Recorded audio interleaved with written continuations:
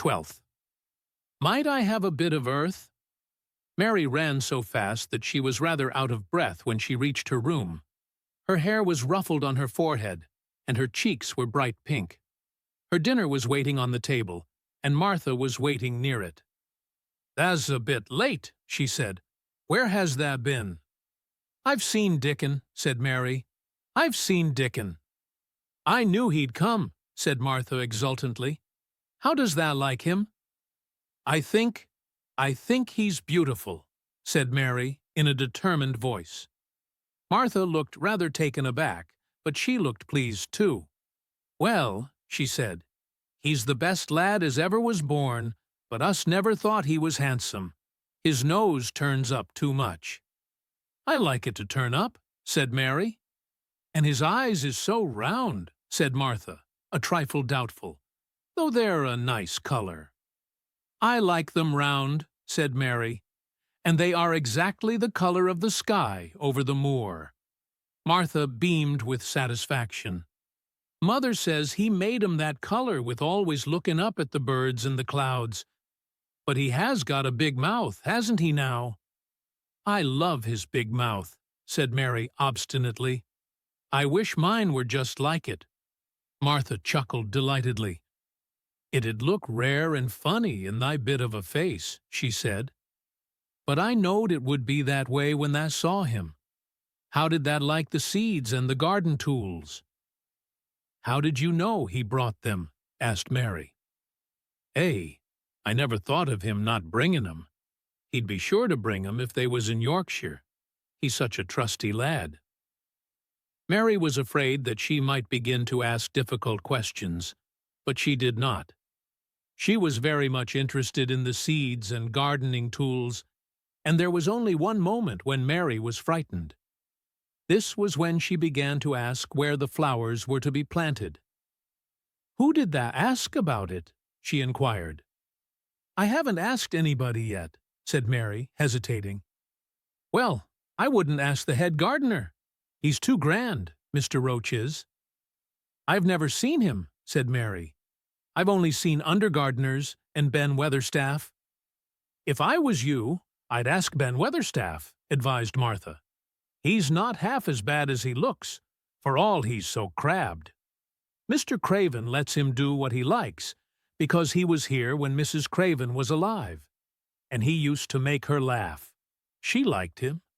Perhaps he'd find you a corner somewhere out of the way."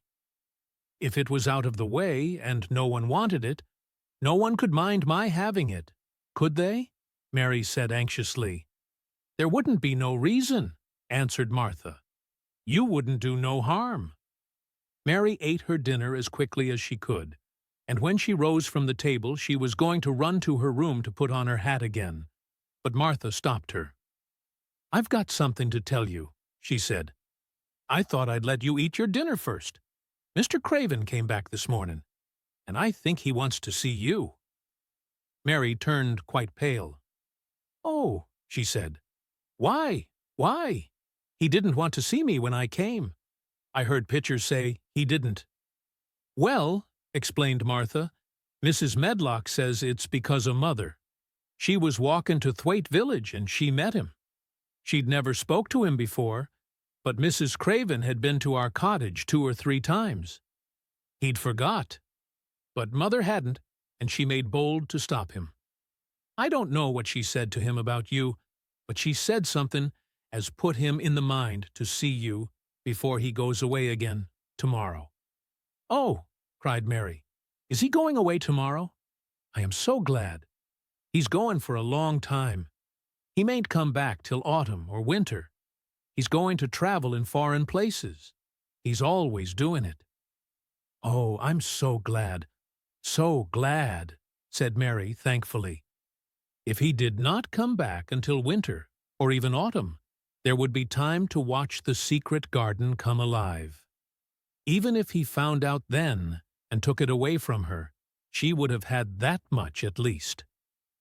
"When do you think he will want to see—" She did not finish the sentence, because the door opened, and Mrs. Medlock walked in.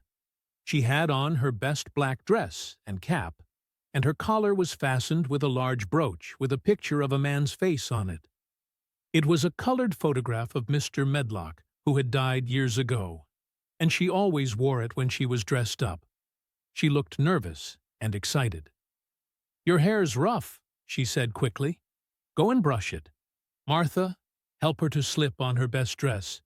Mr. Craven sent me to bring her to him in his study." All the pink left Mary's cheeks. Her heart began to thump, and she felt herself changing into a stiff, plain, silent child again. She did not even answer Mrs. Medlock, but turned and walked into her bedroom, followed by Martha. She said nothing while her dress was changed and her hair brushed, and after she was quite tidy, she followed Mrs. Medlock down the corridors in silence. What was there for her to say? She was obliged to go and see Mr. Craven, and he would not like her, and she would not like him. She knew what he would think of her. She was taken to a part of the house she had not been into before. At last, Mrs. Medlock knocked at a door, and when someone said, "Come in," they entered the room together. A man was sitting in an armchair before the fire, and Mrs. Medlock spoke to him. "This is Miss Mary, sir," she said. "You can go and leave her here. I will ring for you when I want you to take her away," said Mr. Craven. When she went out and closed the door, Mary could only stand waiting, a plain little thing, twisting her thin hands together. She could see that the man in the chair was not so much a hunchback as a man with high, rather crooked shoulders, and he had black hair streaked with white.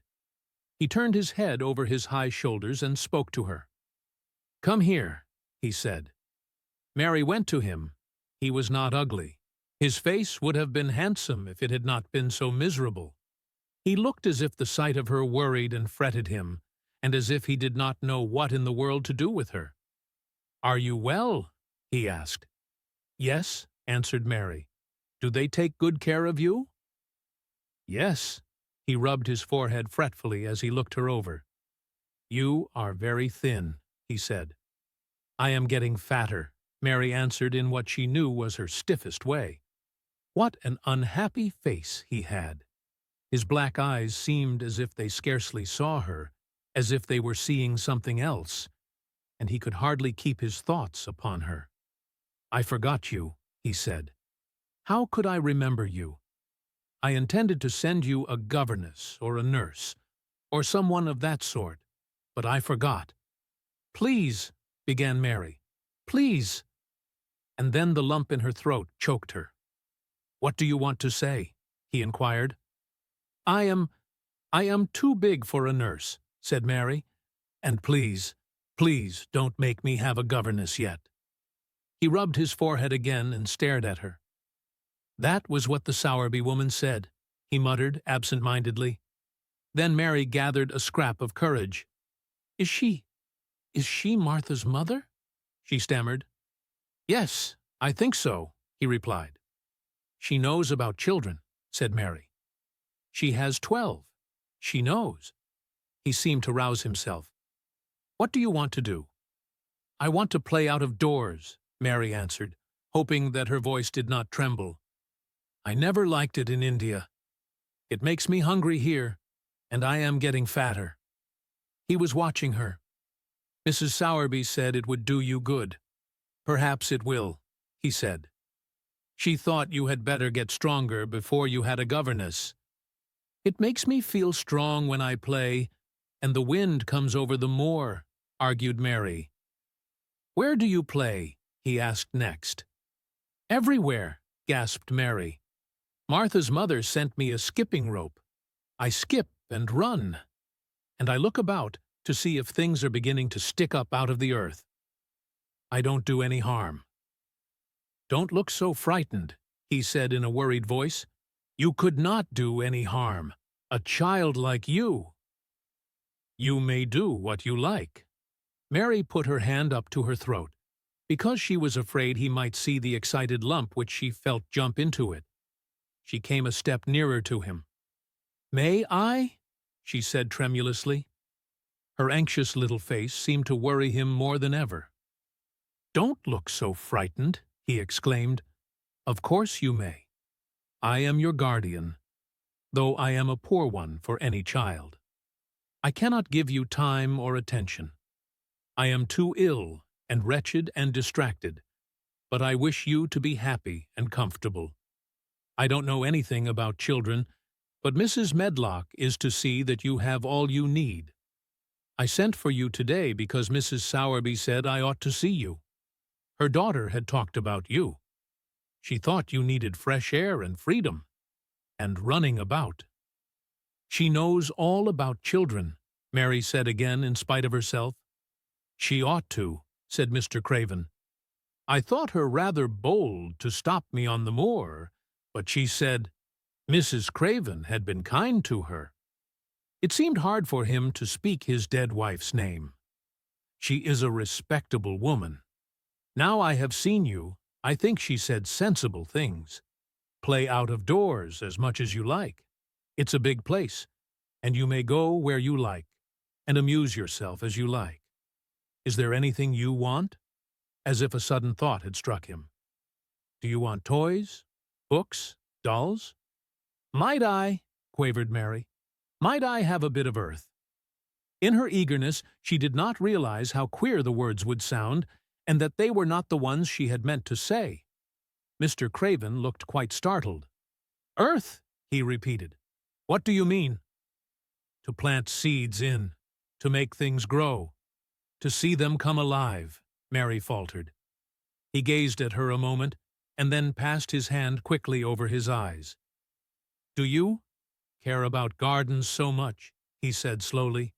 "I didn't know about them in India," said Mary. "I was always ill and tired, and it was too hot. I sometimes made little beds in the sand and stuck flowers in them. But here it is different." Mr. Craven got up and began to walk slowly across the room. "A bit of earth," he said to himself, and Mary thought that somehow she must have reminded him of something. When he stopped and spoke to her, his dark eyes looked almost soft and kind. "You can have as much earth as you want," he said. "You remind me of someone else who loved the earth and things that grow. When you see a bit of earth you want, with something like a smile, take it, child, and make it come alive." "May I take it from anywhere, if it's not wanted?" "Anywhere," he answered. "There. You must go now. I am tired." He touched the bell to call Mrs. Medlock. "Goodbye. I shall be away all summer." Mrs. Medlock came so quickly that Mary thought she must have been waiting in the corridor. "Mrs. Medlock," Mr. Craven said to her, "now I have seen the child, I understand what Mrs. Sowerby meant. She must be less delicate before she begins lessons. Give her simple, healthy food. Let her run wild in the garden. Don't look after her too much. She needs liberty and fresh air and romping about. Mrs. Sowerby is to come and see her now and then, and she may sometimes go to the cottage." Mrs. Medlock looked pleased. She was relieved to hear that she need not look after Mary too much. She had felt her a tiresome charge, and had indeed seen as little of her as she dared. In addition to this, she was fond of Martha's mother. "Thank you, sir," she said. "Susan Sowerby and me went to school together, and she's as sensible and good-hearted a woman as you'd find in a day's walk. I never had any children myself, and she's had 12, and there never was healthier or better ones. Miss Mary can get no harm from them. I'd always take Susan Sowerby's advice about children myself. She's what you might call healthy-minded, if you understand me." "I understand," Mr. Craven answered. "Take Miss Mary away now, and send Pitcher to me." When Mrs. Medlock left her at the end of her own corridor, Mary flew back to her room. She found Martha waiting there. Martha had, in fact, hurried back after she had removed the dinner service. "I can have my garden," cried Mary. "I may have it where I like. I am not going to have a governess for a long time. Your mother is coming to see me, and I may go to your cottage. He says a little girl like me could not do any harm, and I may do what I like." anywhere. "Eh," said Martha delightedly. "That was nice of him, wasn't it?" "Martha," said Mary solemnly, "he is really a nice man, only his face is so miserable and his forehead is all drawn together." She ran as quickly as she could to the garden. She had been away so much longer than she had thought she should, and she knew Dickon would have to set out early on his 5-mile walk. When she slipped through the door under the ivy, she saw he was not working where she had left him. The gardening tools were laid together under a tree. She ran to them, looking all round the place, but there was no Dickon to be seen. He had gone away, and the secret garden was empty, except for the robin who had just flown across the